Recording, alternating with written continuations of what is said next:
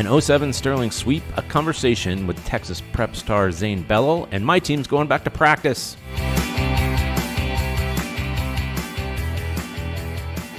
It's TX Waterpolo Podcast. James Smith in Austin, Joe Linehan in North Texas. Some kind of big news this week, but what's been going on with you, Joe? I just talked to a bunch of clubs and just trying to figure out how is everybody going to return to play. But I think you have already got that figured out.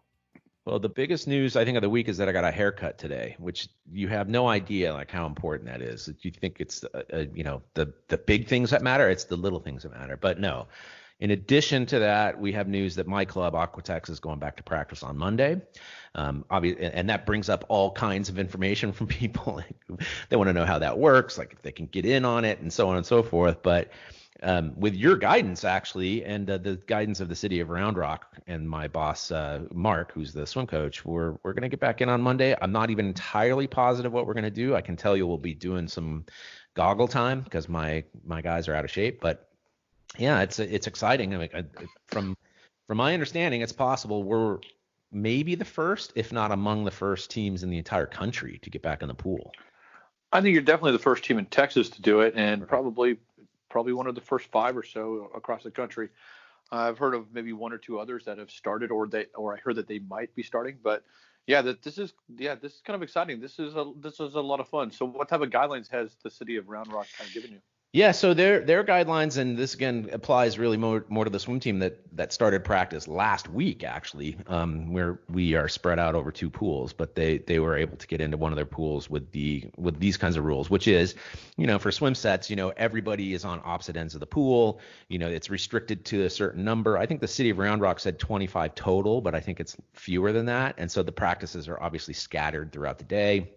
The locker rooms are closed except for the toilets, and those get disinfected after every single practice, which is every 90 minutes or so, something like that. Do you have to do the disinfecting? Yes, actually I do. Yeah, I mean it's funny, but I actually, what are you gonna do? It's worth it. It's really worth it. No. Yeah. I get it. It's also the little things that Yes. Parents and athletes kind of may not kind of understand that coaches have to go through. No, but that's yeah, right. there's lots to think about. There's the drop off. Yep. There's the pick up. The kids can't be out there slapping butts out in front of the pool and stuff like that. There's you can't use the bathroom except in emergencies. Your bags have to be 6 feet apart. You can't have a team meeting on deck like a normal team meeting. Everybody has to be spread out. I mean, there's lots and lots to think about. I am very interested to see how it goes. With you, because then we could use you as a model on what to do or what not to do. I guess, right? Me too. So, I was going to have to require a little bit of inventiveness about what it is we can get. Because my understanding as well is that, isn't there a club in Utah we talked about last week, and they were instructed or by whoever oversees that facility that they couldn't pass the ball back and forth. And that is not the case in the city of Round Rock, from my understanding. And so, there's so many variables to take into account, right? I mean, so it's going to be fascinating to see how this all plays out. We're only going to be doing it twice a week for the time being until we figure out how to do it better. But yeah, it's super exciting, actually. I'm really pleased to go back. And I assume all the coaches have to have masks on.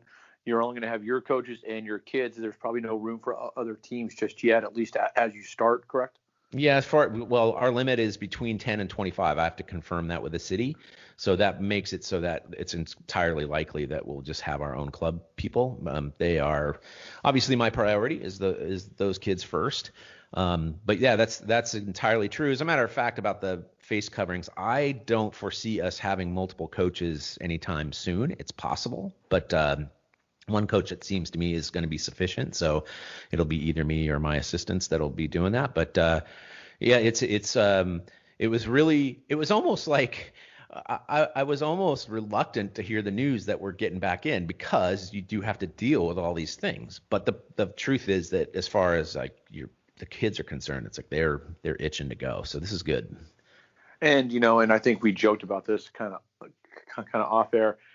Come the middle of June, it's going to be, everybody's going to forget what happened, and you can go do whatever you want to do kind of moving forward, or something bad's gonna happen. Not at your pool, necessarily, but just in general, as far as it's gonna like there's gonna be another peak or something like that, and there's gonna be no more water polo for months and months. Right.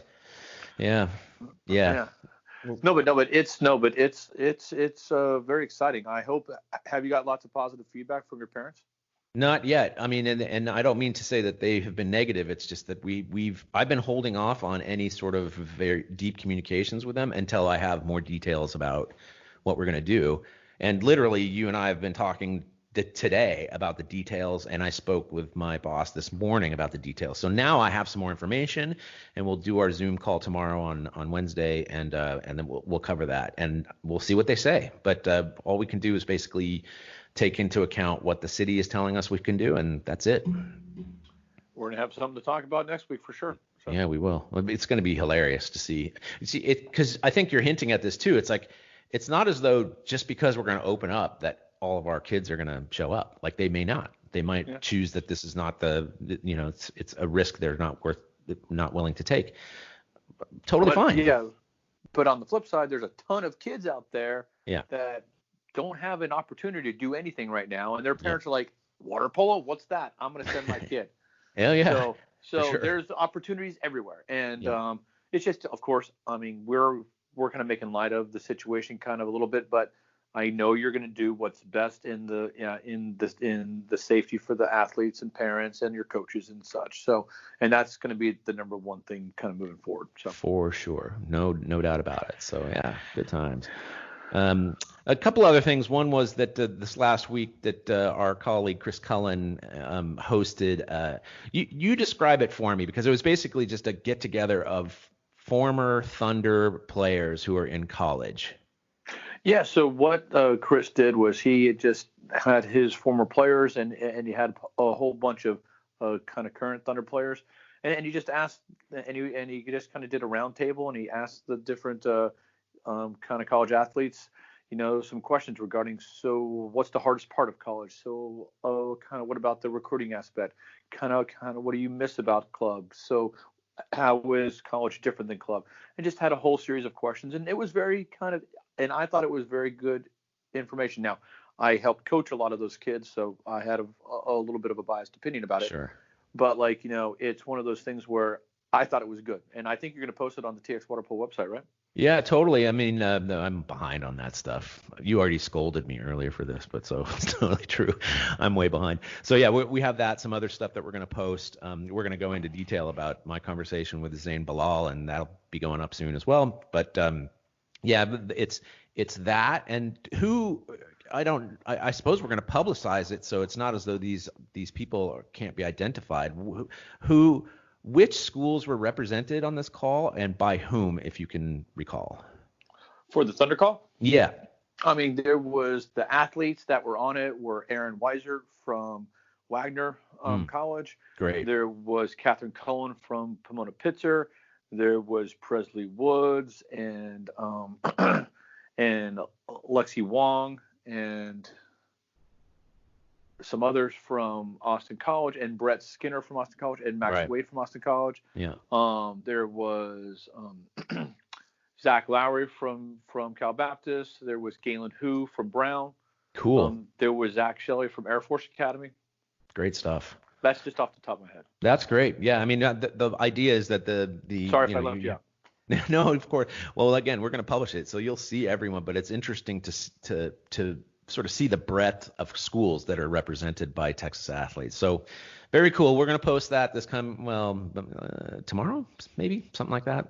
That'll be available. And also, apparently, a couple of Texas athletes were interviewed recently by USA Water Polo. Who are they?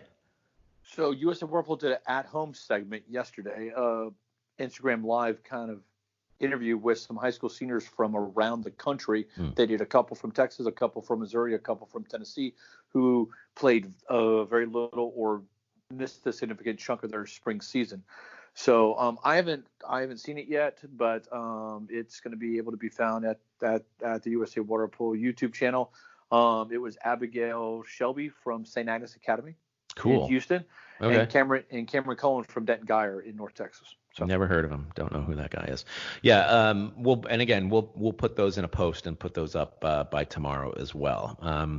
Other news is that the All-American High School list came out. It's not the list that came out. It's the nominations are due this upcoming Friday. Oh, okay. NCAA is the organization. It's sort of TISCA with an N. Yeah, and there's a little bit of. I mean, I don't know all the details, but I do know that they're not necessarily including a lot of the like the spring season water polo teams out there.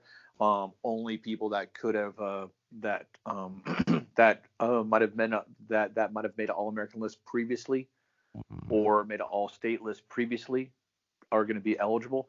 So there's going to be some kind of back and forth as far as that's concerned. And there was even talk about not even including them at all. Wow. So at least they were able to get those athletes there somehow. So, so those nominations are due this upcoming Friday. And there's normally there's probably normally probably 7 or 8 from the Texas kind of area on the All-American list. That's the 7 or 8 boys and girls. This year we might be a lot less than that. Okay. Something for us to keep an eye on, that because we'll complain about that if that happens. At least I will. In the meantime, Coaches to Coaches is still going on TXWaterpolo.com. There's a bunch of videos that are out there. Last week was Daniel Cox, who used some spiffy software apps to diagram stuff in the front court and center defense. That was the focus, actually, is center defense. And this week is Coach Alex from Pegasus. Yeah, so eventually, James is going to get the Daniel Cox thing up on the website, I hope. Yeah, so, eventually. But Coach Alex Stankovic from St. Mark's and Pegasus is going to go over goalie basics this upcoming Thursday at 12:30 p.m. And then we're working on the specifics, but we're probably going to go to twice a week starting next week for the Coaches to Coaches, at least for 2 or 3 weeks until that first week of June. But we're just we have a lot of people that want to share, so it's great. And I'm getting lots of positive feedback on it. So good, yeah. I've heard the same thing, not nearly as much as you have probably, but yeah, it's been very good. Actually, it gets a little bit of national publicity as well, so which is nice to see. Yeah, we're getting coaches from East Coast, West Coast, and all over the place. It's great. Yeah, it's very, very cool. Town Hall tonight, featuring 2 of the finest humans on the planet. That would be me and Chris Cullen, I guess. Is that right? Yes, we are going to be focusing on ODP tonight. So you being the boys' head coach in the zone and Chris being the girls' head coach in the zone, we're going to do all about the ODP program tonight. That's how it was. I better study. I better learn what this program is all about, apparently. Well, you've had 5 years, so there you go. I can't remember. Yeah. No, it's all good. It's going to be fun. We've had some great conversations so far. There's some changes in the way that we're going to administer things, and so it'll be a very interesting conversation. I'm excited. My role is going to be changed a little bit this year. I remember last year I made this announcement and then ended up doing exactly the same as I did before. But I'm going to be more of a technical director this year. We're going to. This is a scoop in case anybody's listening, but hire another coach to be one of the age group's head coaches on the boys side, and then I'll sort of oversee the technical stuff for both the boys and girls. That's one topic of conversation tonight, but yeah, that's a little bit of a change in the program. Yeah, I think there's lots of positive changes kind of coming up for this upcoming fall, as long as we can actually have the camps, which is the big thing. Yeah. And I think that each year the ODP program gets better and better, and I'm looking forward to seeing a lot more kids out there at the Austin camp in September. Then we're going to have a Houston camp in October, and then we're going to have North Texas camp in November. So, and there was the new trip to Utah this past year that we'll talk about. There is nothing new as far as scheduling for the girls ODP national champs or the boys kind of national team selection camp. Yep. But, we're going to talk about what we can talk about. So. Yeah, that's September camp, man. It's, every year UT, University of Texas, have been very good to us about their facility, and it's very popular. It's in, Central Texas, so people like to come to Central Texas. But, oh, boy, I don't know if it's going to be ready by then. You know me. Sometimes I'm the half full glass guy, and so I am worried about it, but I'm trying to keep an optimistic face on it. I'm sure it'll work. So. Yeah. All right. Let's come back with results from the finals. It's over. The Best of Texas tournament. We'll be right back. Right about now, you might be expecting some song and dance about a product you don't need. Well, shush, we don't advertise here, and we want to keep it that way. So we sure would appreciate your help. Show your support by going to TXWaterpolo.com/donate so we can keep covering the sport we love in the great state of Texas.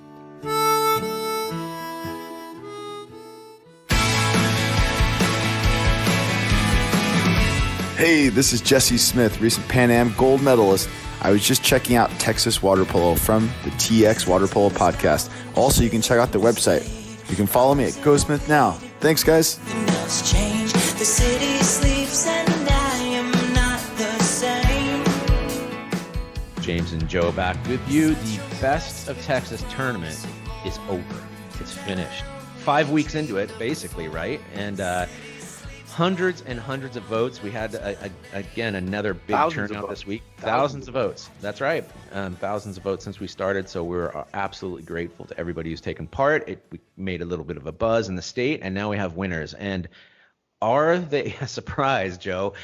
You've said from the very beginning that the 07 teams were very good. I'm not surprised. I'm not either. The boys won 93-7%, and the girls won 88-12% over the 01 boys, right? So obviously a more than solid turnout, but there are your champions. It's a sweep for the year of 2007 for Baytown Sterling. I think if you asked the people that were part of the 2007 team and the people that are part of the 2014 team for Sterling for girls, yes, I think they would easily admit that the 2007 team was better. Okay. I mean, they both had some very dominant players in Amy Olsen in 2007 and Kelly Woodruff in 2014, but the overall depth and like the bench and everything was so much stronger in 2007, in my opinion. As far as the 2001 boys versus 2007 boys, I honestly didn't see the 2001 boys. So Justin Pudwell said that they were kind of one of the better teams that he's seen. But I mean, I might be a little biased, but I saw that 2007 team and they were strong. And I mean, I think even that, I mean, there were two strong teams. Like you had the 2006 Side Creek team. Yeah. That was strong, and they lost in the semifinals, I guess. And the 2007 team and the 2006 Sterling team, I think that Zayne mentions on the interview, they might have been even better then. Yeah, that's what he said. Yeah. So, but I'm not surprised at all. I'm not surprised at all. Very cool. So, did you get any comments during this whole last the last 4 or 5 weeks from voters? Yeah, from voters or people that, why is my team left out and stuff like that? Oh, not really. I mean, once the first couple rounds were done, then they understood, this is the limitation of what we have. But we had that really good feedback by a few people. It's like, this is a team that you left out, and these are teams for you to consider. And then, like you're suggesting, I mean, Zayne actually brought up himself, because I wanted to speak with him about this 07 team that turned out to be so good. And he started by saying, well, you can't talk about that team unless you talk about the 06 team. And he said, we were probably even better then. It's just we had injuries, and then they had for them an unfortunate loss in the semifinals in states. But they, aside from that, he thought that was even a more dangerous team than the 07 one. So good feedback. No, and just congrats to Scott Slay, who was the head coach for both those teams, and all the players from the 2007 girls and all the players from the 2007 boys. And really, just kind of thank you to everybody that voted. I think there's been lots of buzz online, on social media. It's been great. And I've heard 95% positive stuff, like just about it. So I've been very happy with it. It was, I'm telling you, it was so educational for me, because a lot of the stuff I didn't really know about, and so getting a crash course in what the sport has looked like in the state for the last 30 years. including, like I said, I found the conversation with Tom and Doug Andrew to be absolutely fascinating, so thank you to everybody for participating. That was really fun. I mean, I don't see us doing that anytime soon. Hopefully there's never going to be one of these virus breakouts again, but that was really cool. But what we're going to do is next week, as we mentioned, or maybe the week after, we'll see about that, is start to talk about the best programs of Texas. So just as an example, that let's just say that 06, 07, period of time for the Sterling boys, maybe they're the best team of that decade, maybe not. Maybe they're the best team or best program of the entire history of Texas high school water polo, maybe not. But we're looking for your feedback, and obviously Joe has some opinions, and he's been around for a long time too.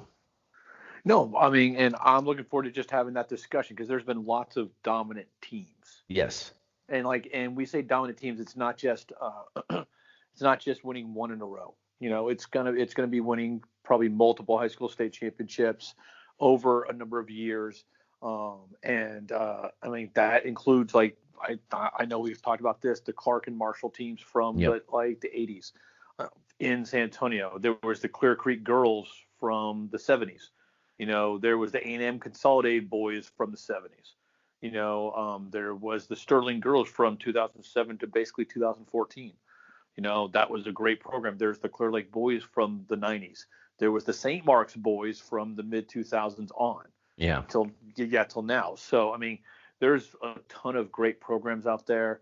And we'll just acknowledge the significant ones, and then we'll just take some time to talk about each of them. So yeah, the feedback from our listeners is going to be really key to that. Is maybe because it's as we just said, like, the people brought up some teams that maybe didn't get a consideration for the brackets that we put together, but it's only fair to have them involved in these programs. So yeah, good times. And you spoke with, your interview with Amy Olson was really cool. I put it out there with a particular focus on getting her, the Iona fans to take a listen. So that interview was already done, and she was on that team in 07, and got really good feedback so far about that as well. Yeah, and I thought it was fascinating because Amy's probably one of the most decorated kids that's ever played from Texas. She's All-American in college, all conference. Obviously, she was a 3 times all-state player here in Texas, but then she got to play professional water polo, which is fascinating. Yeah. And it wasn't like a professional water polo where you just go kind of coach and play a little bit for a summer and then come back. No, this was like her full-time job. Right. And then she even used that to go to grad school, and get flown on the weekends to go play her games. Yeah, it's so cool. And that's like the VIP treatment, and you don't hear that a whole lot from anybody from the United States, let alone somebody from Texas. Yep. And I thought that was a huge highlight of that interview last week. So, there's a conversation for us to have at some point. When I was especially back in California, and I was surrounded by my friends who had played professionally in Europe, they shared some stuff about Americans playing in Europe that were really fascinating, and it might be worthy of conversation at some point. But that's a little tease. We can talk about that at some point in the future. And I'm looking forward to kind of hearing the whole kind of the interview with Zayne. Yeah. Zayne's a great kid. He's in med school now. He went out and played at USC, which, he didn't just go out to USC and play and kind of pass the ball around and shoot some and be in a practice dummy. No, he went out there and he played. He earned his playing time. He played. He won 4 NCAA championship rings. I saw him play, and so we talk about that game because he came up to Stanford, and it was a 5-3 loss. USC's one of only 2 losses that season for USC, and they did win a national championship when it was over. That conversation turned more fascinating than I expected because I was on the side of the pool that the Stanford fans were the most heckling. It's where the benches were, and I realized that those fans, they sit right over the teams. And so, you can really get barking over that side. But apparently the barking went a little further than I expected, especially for Stanford kids. So we're going to queue up the excerpts of my conversation with Zayne. But I should also say that I'm pushing out the entire interview for our donors who we are obviously extremely grateful for. So they're going to get that today on Tuesday. They're going to get access to the entirety of that, and it is fascinating. He's I put him on the spot too, because I asked him if he thought he was the best player to ever come out of Texas, and nobody's going to answer that question, but he said he was part of that conversation, and I think that's fair, right? Oh yeah, definitely. He had the size, and he was smart. He had the speed, and he had the toughness and the work ethic, and he really had the mindset as well. Because you have to have a certain mindset to go play at a place like USC or UCLA or the quote unquote top four or the Big Four. And I mean, Zayne was coming out, and I was talking to him, like he talked to a lot of people, myself, Scott Slay, and you know what, I had talked to kind of other kids who were thinking about going to USC, but they may not have had the proper mindset. So I was talking to Zayne, and I just asked him a couple different occasions, and he had the proper mindset, and I said, go for it. I mean, he was set. He was ready to go. And because I don't think people understand, there were 30, 40 incoming freshmen in his incoming freshman class. Well, I don't want to argue, but the number that I heard was 16, which was published in a Sports Illustrated interview that we actually covered during that conversation. And it's possible that there were more, but that the 16 were the one who hung out and were redshirt freshmen, because the rest of them could have gotten weeded out entirely. But that group of 16 of those freshmen that redshirted could have won a national championship on their own. Like, there's huge talent on that team. Yeah, exactly. But it does take, you have to go in there, and then you're not only going against the other, the 20, 30 other incoming freshmen, right? But you're also going into the 20, 30 incoming freshmen from the next year, and the other 20, 30 kids that are already there on the team. That's right. Yeah. So, and this is a yearly thing, and you have to fight for your right to play. And that is the closest thing to big time college football that we have in water polo, is a program like UCLA, a program like UCLA, or like USC and UCLA. I mean, and although Jovan's kind of not there, but Jovan was not the easiest player or the easiest coach to play for. So we go into great detail about that. Yeah. And so I am looking forward to hearing it. So very good. All right. Well, that's enough of us yammering about it. We'll come back and excerpts from that conversation with Zayne Belal next.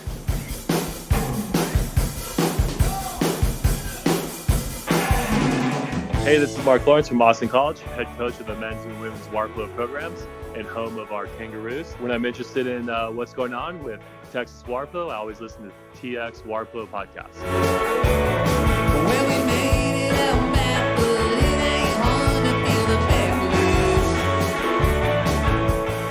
2007 TISCA Water Polo Most Valuable Player, three-time NCAA champion at USC, and considered among the best ever to come out of the state of Texas. It's Zayne Belal. How are you doing, Zayne? I'm good. How about yourself? Well, as good as can be expected, being locked up in the house. Although things are opening up, we will. That's going to be a topic of conversation for the next podcast with Joe. I found out some stuff about my club, which is actually quite encouraging. So, what about for you? You are in Lubbock, correct? And what has that been like? Because you're in the midst of your med school career, basically, and obviously this has thrown everyone for a loop. How has it affected you? Yeah, so typically right now I'd be finishing up my third year. I'd be in the hospital doing some clinical rotations, but right now I'm actually home in Baytown, and I'm doing class virtually through Zoom, doing questions, preparing for board exams right now. And then whenever things kind of open back up for the hospitals or open back up for medical school, then we'll go back and finish some of our clinical stuff. So it's a different experience right now, but I think we're lucky that we can actually do some things virtually and still, do everything we need to do to get our license. So pretty fortunate. And do you have any sense from your school about when you might be able to get back in the hospital or back up to campus?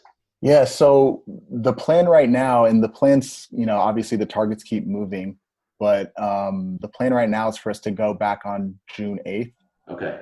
We'll have an exam around that time, and then we'll try to get as much clinical work in before we technically start fourth year. Okay. Yeah. Well, the one good thing is this is giving you a break from the end of your life. Because if anybody doesn't know about med school, like your actually your fourth year is apparently sort of easier, and then your residency, you're the done. fourth year you get some time off to quote unquote like schedule for Right. stuff like that, but it's supposed to be the kind of calm before the storm. This is the glamour of becoming a physician. Well done. Okay. Well, congratulations on that part. That's actually a big step, and Thank you. I appreciate that. But as you know, we're hosting a virtual competition of all the high school teams that have ever participated in Texas, and we are at the championship. So that voting is open as we speak. And your team from Baytown Sterling in 2007 will be facing the 01 Baytown Sterling team. Actually, not will, but is. That polling is open. So given that, let's start with your recollections, first of all, of that final season in 07, because that you won the MVP, your team won the state championship, and then it obviously propelled you into a career in college. But what is your recollection of that particular season, if you have any? Well, I think it'd be hard for me to talk about 2007 without talking about 2006, because the year before that, it was basically that entire 2017 team with Austin and Dannon, who were our two seniors who had left. But we weren't able to actually play in the final. We lost to Cy Creek in the semifinals. And that was tough because I'd broken my arm. I was gone basically most of the year. So I came back for the state tournament, and I essentially wasn't the same. And there was some, if I remember correctly, there was some like controversial calls in that game, but whatever. Cy Creek won fair and square for sure. And then Austin actually wasn't able to play in the tournament. He had like a health issue that he was dealing with. And so like two of our top players were not the same or not able to play. And I feel like that team was actually better than the 2017. Really? Yeah, I personally feel like that 2016 was better. We just, just unfortunate that we weren't able to play at full strength at the right time. Yeah. Okay. But I think losing that tournament, not being healthy really kind of, whenever we thought we would have had a good chance, kind of propelled us into the next year. I felt like everyone was really focused. We were really close knit. Coach Slay and TJ were, really great coaches and prepared us for all the games. I felt like we had it felt like a pretty smooth season, and we were all pretty much laser focused on like what we wanted to get done. So it was really satisfying. Right. So that season, I don't know if you call it smooth, and that's interesting because I'm wondering if there were any particular highlights, because a lot of seasons are, they're roller coasters, but yours, it sounded to me, was like almost predictable. Well, I think, the year before us, there was a lot of talent that had left, right? Like with the two Austins, Austin Oliver, Austin DeLong, right? Mm-hmm. And that, I believe Cy Creek won that year, and that was a really solid team. So I felt like, this is our time. Like if there's any time for us to win, we had kind of, not really personally lived up to our expectations from my freshman year all the way through our junior year. Right. So this was just like, let's get this done. I feel like I didn't feel like my high school career would have been complete without actually winning the state championship, because ultimately, like, that's why we practiced in the summer, right? That's why we did swimming. That's why we did all these things throughout the year was for the state championship, not necessarily to play in college or to go on to have college careers. That ended up being a result of that, but I think we really have always wanted to put the banner up, and that was our goal from the beginning. So right. Those teams between 06 and 07, I obviously was not here, so I'm not terribly familiar with them, but they're apparently just loaded with talent. What can you tell us about the other guys on either one of those teams? Who are the standouts? What do you remember about them? Yeah. So 06 the seniors, Austin Oliver. First of all, we all grew up together. Like, we've all literally been playing with each other since I was in elementary school or junior high. Like, we had known each other for so many years. So we were all pretty close and like brothers. Austin He was our main 2-meter man. He has the most amazing backhand I've ever seen. He is strong. He's a good defender. He's smart. He's a really good passer. Has really good vision. He's just an excellent all-around player, and that kind of proved out when he was in college, when he was putting up pretty solid numbers at Occidental. The other senior was Dannon Ponder. He's got some length. He's got some height. He's fast. He can shoot the ball. He's a really good, reliable defender. He kind of gets under the skin of the other team because he likes to to mess around a little bit. But he's an awesome teammate, and he was a really good player for us. Obviously, Matt Chapa, fast, quick, athletic, can get up. Knows. I feel like him and we had played with each other for a long time as well, so we kind of knew where each of us were going. Like at all times, like you kind of just know, if I get a steal, I know Matt's gone. Like I know where he's going, right? Like he's up the court in a flash, and you just kind of get it outlet to him as fast as you can so he can finish. He's a really good finisher as well. Stevie, I know Coach Mack talked about his growth from kind of being a chubbier kid, but he really grew from sophomore year till junior year. That was the big transition where he really grew, and he was kind of learning his body the junior year. So he was kind of learning what was comfortable for him, I think. And then by the time senior year came around, he was able to fill in for Austin as our really solid, dominant 2-meter presence. He was on the post. You could essentially, if I was playing the 4 spot, right? I don't know what the numbering system is now, but if I was playing the 4 spot on 6-on-5, essentially where I'm on the left post, but I'm the guy that has the ball up top.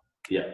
And if I rotate towards the middle and Stevie's on that 2 post, like if players are coming to me, I give it to him. If players are coming to me and they're crashing to Stevie, Matt is at the 1, and I throw it to Matt, and he scores really quickly. So it was just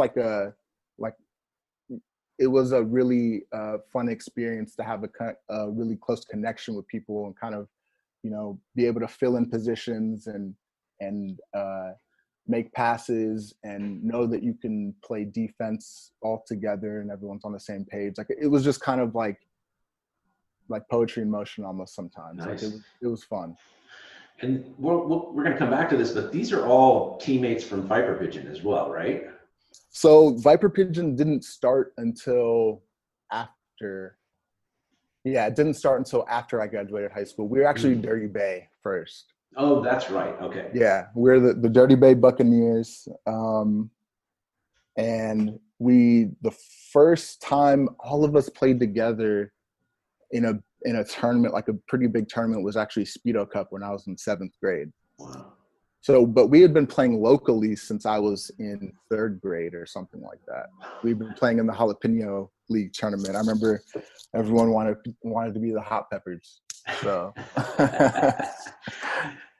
And these guys on your Sterling team were essentially on that same club program. Yeah. Okay. So you basically had a system in place before you even got there. And one of the commonalities between all of this is Scott Slay. And we've had conversations with him, obviously. He was there basically from the point at which you started playing until you left. Is that more or less correct? Yeah, some of my earliest memories are when I first started summer league swimming and I started water polo that same year was Scott. He was always there for us, and he was always involved in our development. And I think the thing that is really awesome about him is that he really focuses on developing young players. You can't say that enough. You can't just have a good high school team without having good players to continually develop to bring into that high school. So I think that was something that he was really good at, and that's what ultimately allowed us to be successful.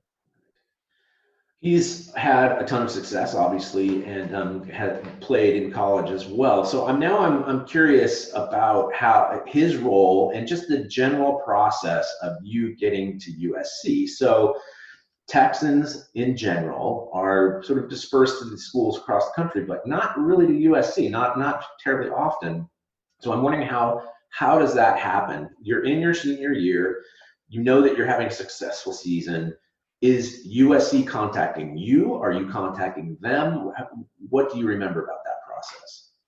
So generally, it all starts like with the national team, right? So Scott was always a proponent for us to go to California and go train as much as we can and go try out for the national team. And so I had made a few of the select teams and the what are they called? The youth teams and stuff like that. So I had relatively decent exposure to some college coaches. And then you kind of just get stuff in the mail. Like people will send you stuff in the mail. You fill out like your swim times and you fill out like your interests and stuff like that. I don't remember exactly what the mail was. There's probably email now or probably some Zoom meeting now. I feel like an old man, but yeah, you get letters in the mail, you fill them out, and then you start contacting the coach. Like sometimes, I think there was like a list on USAWaterpolo.com or something like that. Yeah. And they had a list of all the college coaches and their emails.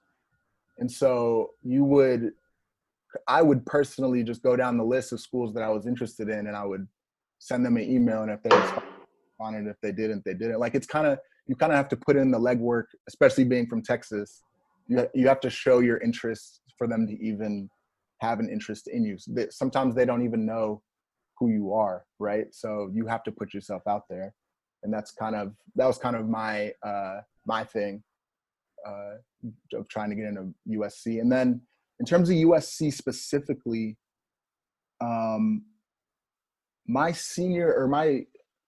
so between my junior and senior year of high school, my national team coach was Robert Lynn.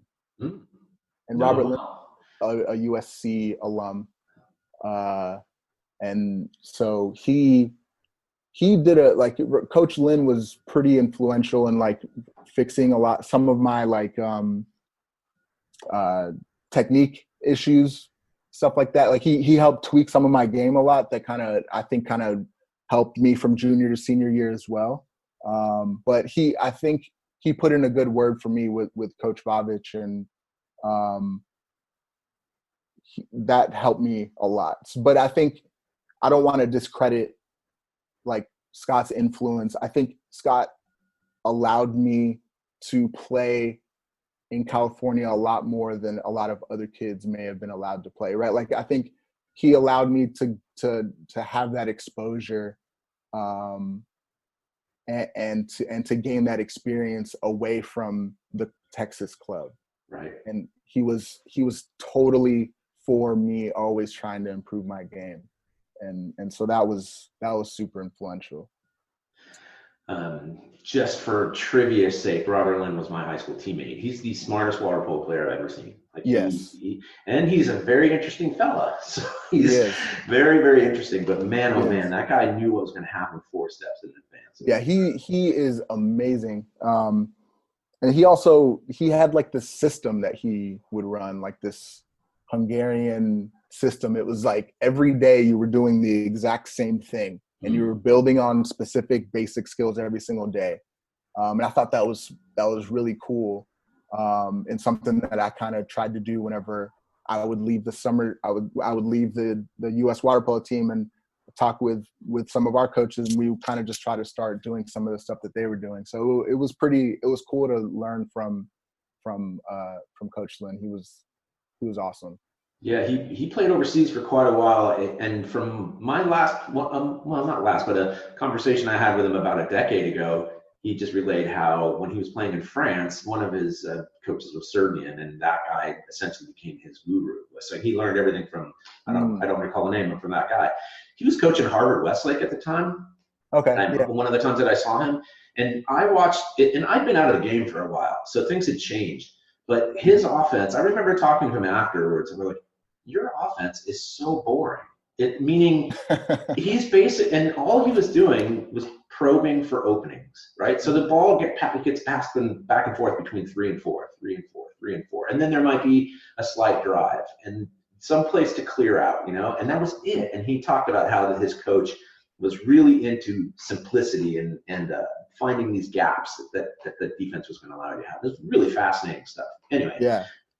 And to add to that, even on like 6-on-5, like just kind of like you were saying, probing for openings and kind of just, it's like these like micro movements. Like just kind of like filling in that space. And then once that space opens and once you fill it in, like how are people reacting to you? And from that reaction, you know exactly what to do, whether to pass or whether to shoot or whether to fake. So right. I thought it was pretty cool. And having your toes pointed the correct direction and your hand sculling in the right direction and all the it's that and even the way you hold the ball up, like he had a very specific, like you start with the ball in front of you, you pick it up from underneath, you bring it around, and then you like he had a very like every day in practice. That we would do that for like 10-15 minutes. Wow, really interesting. Yeah. So that actually gave you a bit of a leg up. And then, so here's a quote that I found from the Baytown Sun back in the day. It said that you could have picked an easier place to play than USC, which you chose over California, other schools from California, Occidental, Santa Clara, Stanford, and LMU. Is that accurate? I did not get into Stanford, but the other schools, I think I got into Santa Clara. I think I did, but I know I definitely got into LMU. Okay. That's actually, I got into LMU pretty early on in senior year. So it's also nice to have like kind of a team that was really good at the time. LMU was really good. And I really liked the school and the coaches and the campus. And then USC kind of came on later, like after the season. And I made a visit to USC in November, and that's when I was like, okay, this is where I want to be. But I was gonna say I actually went to a junior day, which was kind of weird because it was all junior people, so I didn't really know them. But I was just there I went with my mom, and we visited the campus. We saw a game. We met some of the players, and it was really cool because I knew some of the players like Borisov was one of my good friends from the team. Him and his dad have always been super supportive of me because a lot of times people from California, at least before getting into USC, they kind of thumb their nose at Texas water polo, and like they don't really they kind of make it harder for you than it would be for some other kids. But I felt like having that USC connection with Devin Borisov and his dad, and they were always supportive of me, and I felt like, if I go to this school, I know that I'll have someone in my corner and a friend and like someone who can help me out. So that was pretty cool as well. Well, let's get into that. That's super interesting. So as we've mentioned, Texans are considered something. We don't know exactly what. So when you show up, like you're on the team and you redshirt the first year. So what is it that you're actually doing your freshman year? I went to, as a freshman, so when you're redshirting, you're learning the system. That's your thing. And so I learned the system, which was something that was a little bit foreign to me in terms of having to learn like specific plays and stuff like that, which was interesting. So I was learning the system and then also obviously getting in shape. But the thing that was also required of us, or something that helped us learn, or helped me learn in particular, was we filmed the games, and as you film the games, you had to narrate them. And so because every game is taped, and then Jovan would watch every game after that, and then he would even comment on your narration if you weren't doing a good job. Right. But so I think that kind of helped me learn the system and kind of get up to speed, because you have to know where every player is, what their numbers are, obviously, but like where they're supposed to be and where they're going. And obviously you're reporting on the results of the play and all that. But I think that was pretty cool, and something that I was, at first I was like, oh man, we have to do this. But then you realize, okay, I'm actually learning, and this is fun. So yeah, freshman year, you're doing that. I went to all the practices. You're practicing against the first team all the time. Like you're involved. It's not like redshirt year. You're just kind of sitting around. It's basically everything but the game. Got it. Well, that's what I was going to get at, right? So you're actually in the pool for your freshman year, even though you're redshirting, because you're training with everybody else. What are your recollections about that? Those first practices, like there's that first, I don't know if you have Hell Week, you've got a couple weeks where you're basically exposing yourself to everybody else on the team. What are your recollections about what their impressions were of you, having come from a place that does not necessarily produce all these as many players? One of the things I remember in particular was, we came in and did like a Hell Week, but because I was from Texas, there was some rule. I don't know if they still have it, but if you didn't live within like 50 miles of the school, then you couldn't participate in the summer activities. And so a lot of the freshmen who were able to participate in some of those summer activities kind of had a leg up because they're from LA. Right. And so I remember coming in and being like, okay, I wish I had had the opportunity to do something this summer, right? So that I could come in and try to contribute, but it just didn't seem like it was in the cards, and I felt like I was a little bit behind. But the team itself, I felt like almost automatically people were really receptive of me. They were really, really nice, helpful. Particularly like a lot of the freshmen that I was with, like we really bonded pretty quickly. I was lucky that I had actually one of my best friends from my water polo career in Michael Rosenthal, who I was rooming with. And so we had known each other since 8th grade, 9th grade or something like that. So there was a lot of familiarity on that team. And like I said, with the Borisovs and meeting all those guys, like I feel like everyone was pretty receptive and awesome to me, to be honest. So and Rosenthal's from Miami. So you're suggesting, so you're suggesting basically that the rest of the team, including him, you never got any eye rolls, or nobody was ever criticizing like, you don't know what the hell you're doing, any of that. I'm sure I did some stuff. I'm not going to say I didn't. Nothing really sticks out like as a sore thumb. Like that's there's great. Nothing really sticks out as to where, I mean, that's the thing. Everyone gets yelled at so much. Like it's not like it doesn't, and I will say it's honestly like, it's kind of good in a way. Like I feel like now if I were to mess up doing something, like if somebody yells at me, it doesn't affect me the same way as it would maybe someone else who's never really dealt with that type of personality.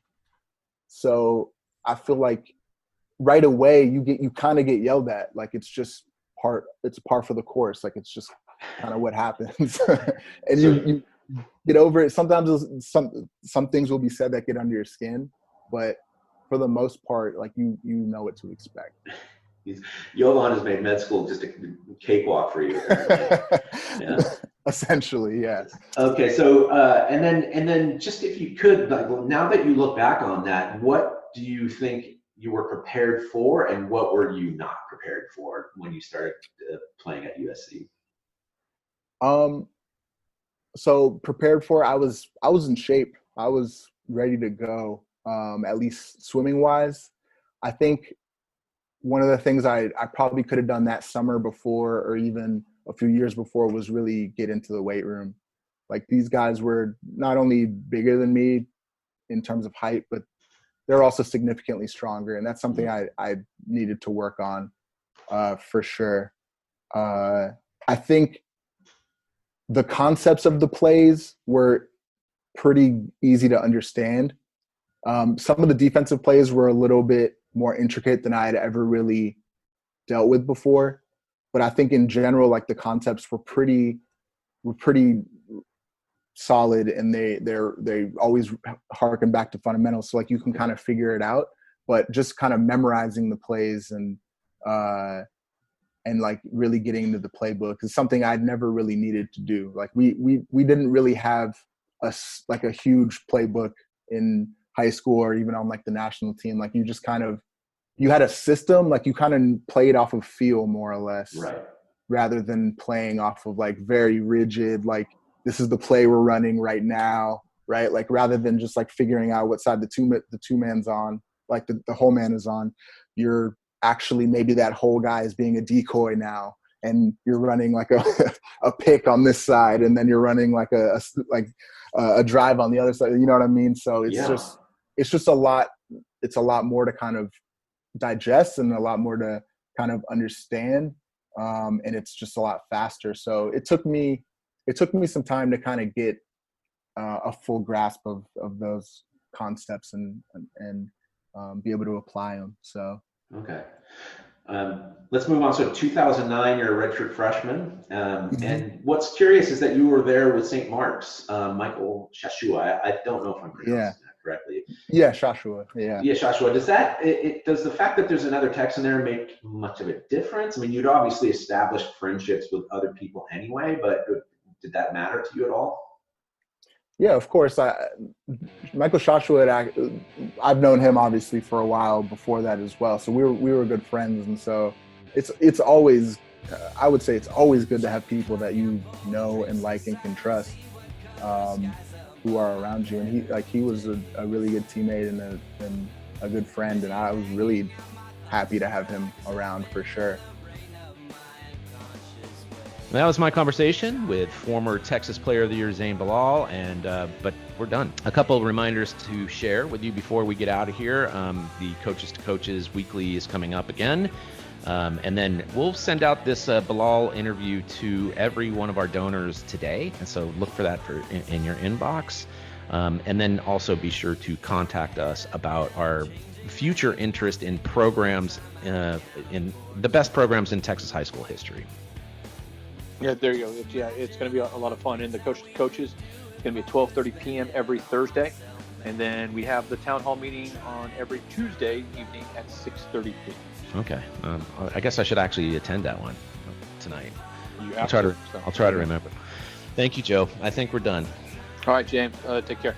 Very good. Thanks to you. Thanks to Zayne for taking the time to talk to us. And thanks to all of you for listening and telling a friend about the TXWaterpolo Podcast. You can find us on TXWaterpolo.com, and you'll find all kinds of stuff there. So make sure you do that. Make sure, again, continued thanks to all of our donors. So you can always go there to contribute. We're trying to expand our coverage, as you can tell. But until next week, so long from Austin.